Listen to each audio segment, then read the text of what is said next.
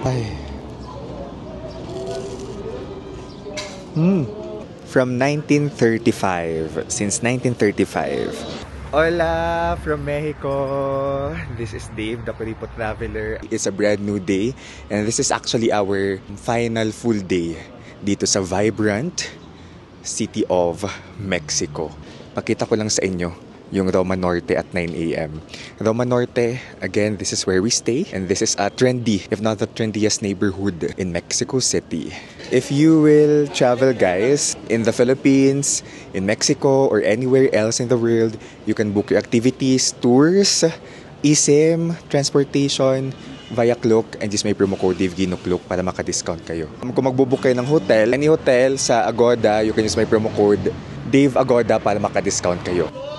I love the vibe in Roma Norte. Ito, may ambient music pa. Meron doong kuya may hawak ng instrument. Ang saya, may mga random food spots dito. Breakfast muna tayo, guys, to start our day in this famous churros place. Every time dumadaan ako dito sa gabi, pinipilahan talaga to.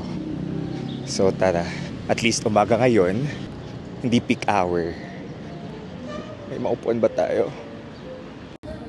Ito ang El Oro Churreria from 1935. Since 1935. Ito yung location niya.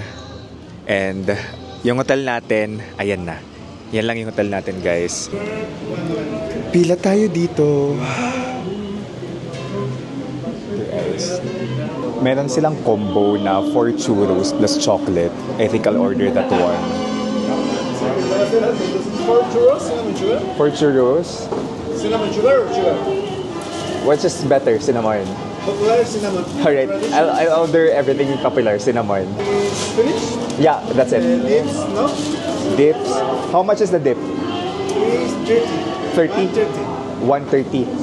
1 dip, 30. Alright, so which is famous here? Is flavors is caramel or chocolate hazelnut? Alright, I'll get chocolate. Hazelnut. Hazelnut. Sorry. No problem. I'm just trying to get all the best stuff here. Okay, packet 1 and 1 dip? Yes. Only? 160. Here comes our chocolate, guys. And then dyan yung mga churros. Ito na yung ating hot chocolate, their best seller. The Mexican hot talaga. Hot chocolate. And of course, the dip. And then churros. Ang total nito ay 455 pesos. Again, naka-combo tayo. So, meron tayo ditong hot chocolate, 4 churros, and then the dip. 455 pesos. So, look, this is the churros. Pinalipat natin yung churros, guys. Ay. Mainit-init pa siya. At ang sarap. Kita yung dip, that's hazelnut. Bestseller nila na dip ay hazelnut or chocolate. Or caramel pala. Caramel yung isa. And then, ang ganda ng vibe, ng location. Look, Roma Norte tayo. And this is really a perfect way to start your day. Kapag nasa Roma Norte kayo. This one, it's family-owned since 1935. So, it's part of Mexican history na itong churros place na ito. We ordered the large one.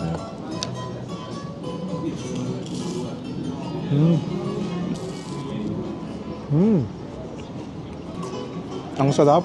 Yung sa likod ko, I think special nila yan for Valentine's kasi it's Valentine's.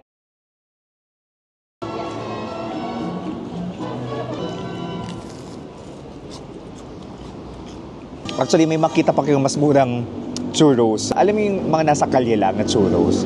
So, nakabili tayo ng churros na nasa kalye. Ang sarap.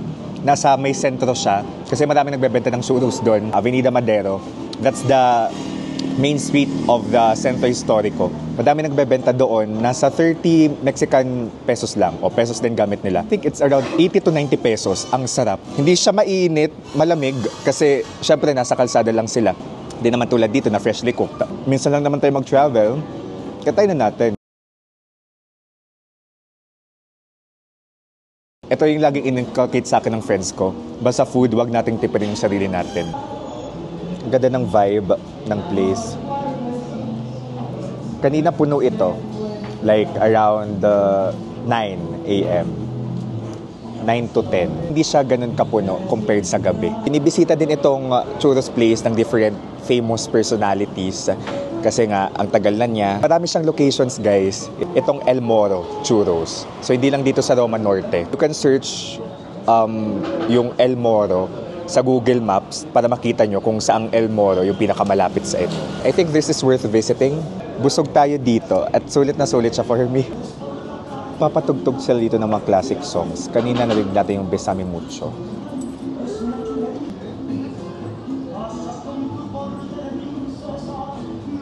Ang pinakauling piraso, guys. Busog na ako as in. And I believe pwedeng for sharing. Pwedeng for two in order natin na combo. Maybe this is important for you. Kasi baka gusto magtrabaho. Meron silang socket dito. May saksakan, no? Kasi ganyan ako minsan. Gusto ko may saksakan yung pinupuntahan ko na cafe para pwede ako mag-charge. May option to tip. Lalo na kasi nag-dine-in naman tayo. Na-experience ko din mag-tip kahapon nung kumain tayo dun sa may Teotihuacan. So, parang required doon mag-tip. Parang New York lang na required mag-tip. Sa atin naman, di siya uso, di siya required. Pero dito na-feel ko, may ibang restaurant na not all naman. Not all. Kapon, di naman tayo nag-tip sa dinner natin. Yung first taco place natin kainan, di naman tayo nag-tip. It's a slow morning. It's a slow morning. People watch lang tayo dito. So yun, more than 1 hour din tayo dyan sa slow morning here in Mexico.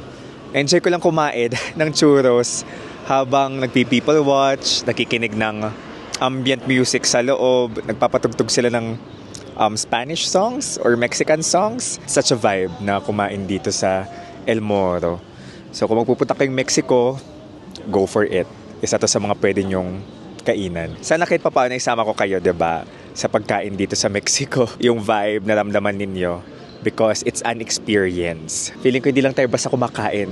Ninamnam natin siya na we're in Mexico and we're eating the best churros in the city. Nag-notify na pala sa bank account ko kung magkano yung nagastos natin dyan sa El Moro. So nasa 480 pesos. Nag-card pala tayo dyan, pero first time natin mag-card. Majority ng transaction natin puro cash. So this is Dave, guys, the Kuripot Traveler.